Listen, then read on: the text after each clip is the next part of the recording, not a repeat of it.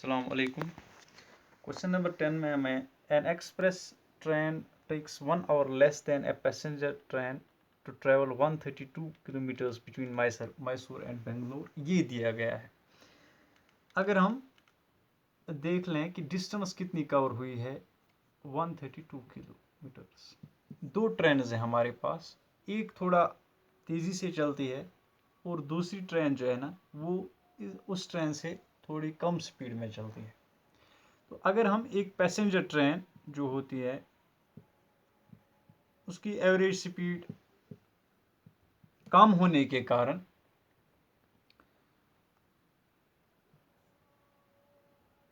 दूसरी जो express train है उसके मुकाबले में इसको 1 घंटा ज़्यादा लगता है, 1 hour more, it takes 1 hour more. ठीक है, तो express train means it takes 1 hour less. सीधी सी बात है, जैसे क्वेश्चन में दिया गया है from Mysore to Bangalore without taking into consideration the time they stop at इमीडिएट स्टेशंस। उस पर हमें ध्यान देने की जरूरत नहीं है। If the average speed of express train is 11 kilometre per hour more than that of the passenger train. अब जो एक्सप्रेस ट्रेन है हमारे पास, इसकी जो स्पीड है, average speed, that is 11 more than what the passenger train has. Passenger train की speed plus 11, ये उसकी स्पीड है। Find the average speed of the two trains. हमें दोनों ट्रेन्स की जो है ना वो एवरेज स्पीड निकालनी है।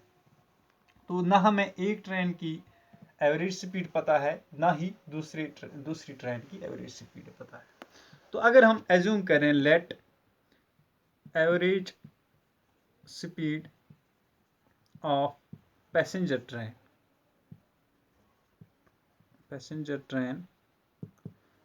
इज इक्वल टू, यहाँ be x kilometre per hour. हमें ये स्पीड पता नहीं है, हम एज्यूम करते हैं कि x किलोमीटर पर आवर है। उसके हिसाब से average speed of express train वो कितनी होगी, that must be x plus 11 kilometres per our. Question में दिया गया है इसकी एवरेज स्पीड इसके मुकाबले में 11 ज्यादा है। अगर इसकी average speed for example 20 kilometre per hour है तो इसकी जो है ना that will be 31 kilometres per hour. और क्या दिया गया है कि they cover the same distance of 132 kilometres. तो इस हिसाब से कितना टाइम लगेगा, time taken by passenger train को कितना टाइम लगेगा to cover the distance of 132 kilometres, that will be distance traveller divide by time taken, 132 divided by x hours, इतना टाइम लगेगा। और इसी तरह से time taken bye express train को कितना टाइम लगेगा, दैट विल बी 132, चूंकि डिस्टेंस तो सेम है, डिवाइडेड बाय x प्लस 11, इतने घंटे लगेंगे। और क्वेश्चन में हमें दिया गया है सिंपली कि जितना टाइम इस ट्रेन को लगता है उससे 1 घंटा ज्यादा इस ट्रेन में लगता है। ठीक है ना, यानी this takes 1 hour less than the time taken by this one. So as according to question, this 132 divided by x plus 11 minus, यहाँ इज इक्वल टू, हम डायरेक्टली लिखेंगे 132 divided by x minus 1 means 1 hour less than the time taken by the passenger train. So what actually it says, this equation, time taken by the express train is 1 hour less than the time taken by the passenger train. तो सीधी सी बात है, इसको हम solve करने की कोशिश करेंगे, सिंपलीफाई करने की कोशिश करेंगे, कहीं पे जरूरत पड़ी तो रिड्यूस करने की कोशिश करेंगे। 132 into x, that is 132x। Sorry, पहले हम राइट साइड में तो पूरा करें इसको। 132x divided by x plus 11, which is 132 simply, that will be equal to, मुझे लगा था कि शायद यहाँ पे माइनस है तो ये इक्वल टू है, that will be equal to 132 into 1, that is 132, minus x into 1, that is x, divided by x into 1, that is x. तो इस फॉर्म में आ गया. अब इस साइड को इसके साथ, इसको इसके साथ, जिसको हम कहते हैं cross multiplication, 132 into x, that is 132x, that will be equal to 132 into x, that is 132x, 132 into 11, पहले यही देखेंगे, प्लस फॉर्म में आएगा. 132 1 is 132, 13 carry, 132 1 is 132 plus 13, that is 145. ठीक है. अब उसके बाद माइनस एक्स से एक्स को, that is minus x square.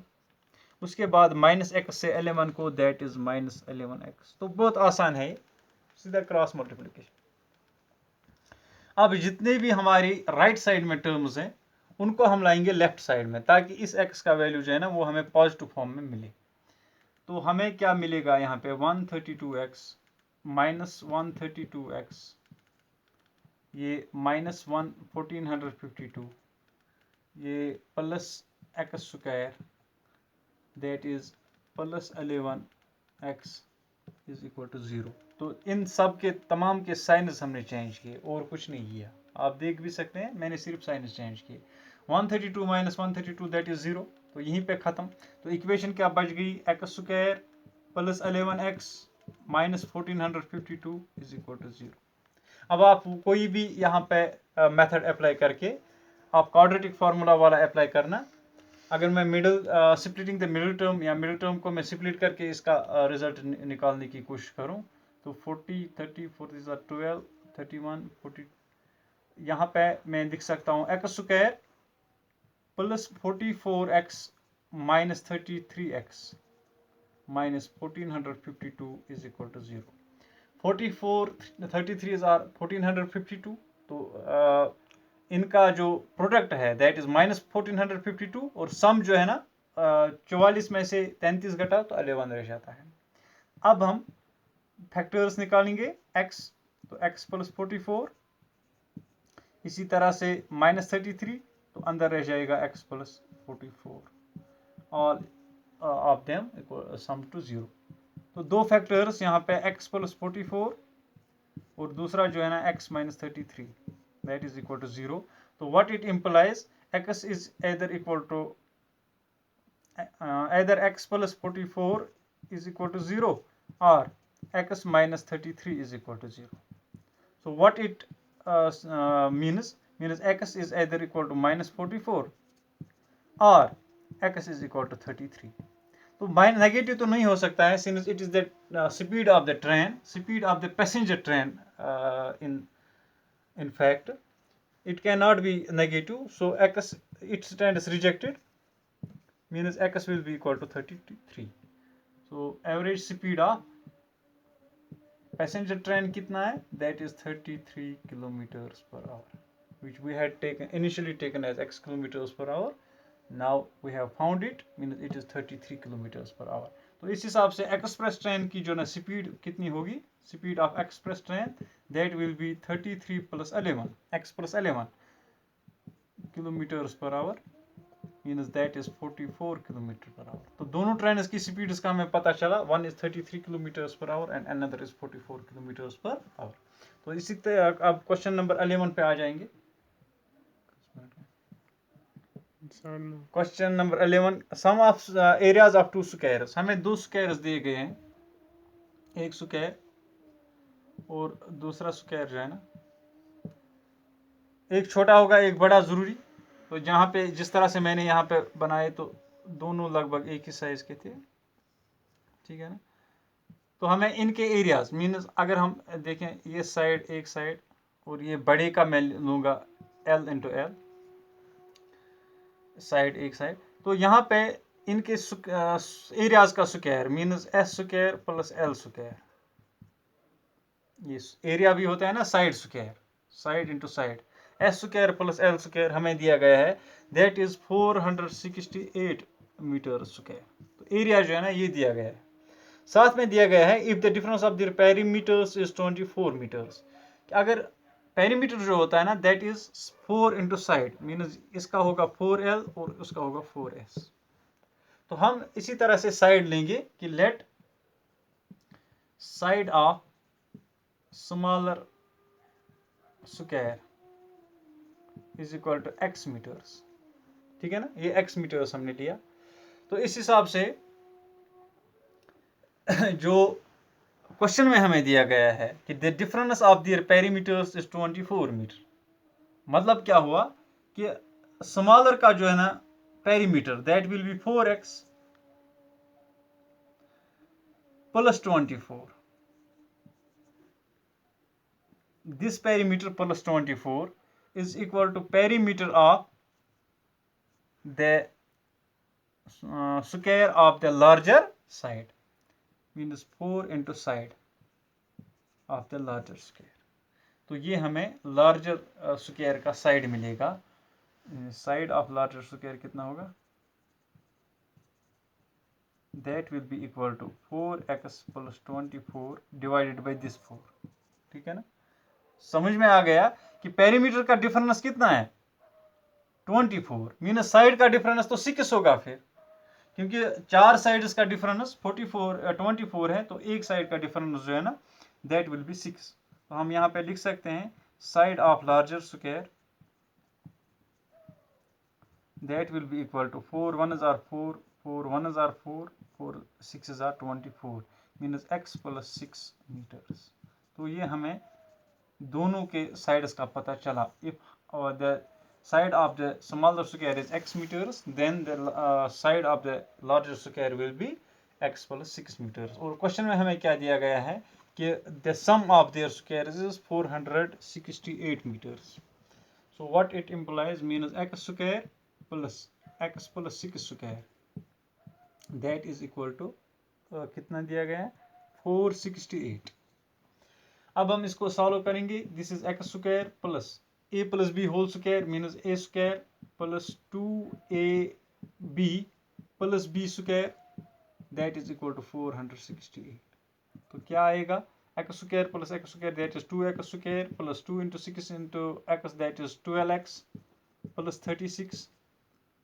इसको मैं यहाँ पे ला के माइनस में लिख रहा हूँ, माइनस 468 इज इक्वल टू 0। तो इक्वेशन यहाँ पे क्या बन गई 2x square plus 12x minus 432 is equal to 0। तो यहाँ पे जितनी भी टर्म्स हैं all of them are divisible by 2।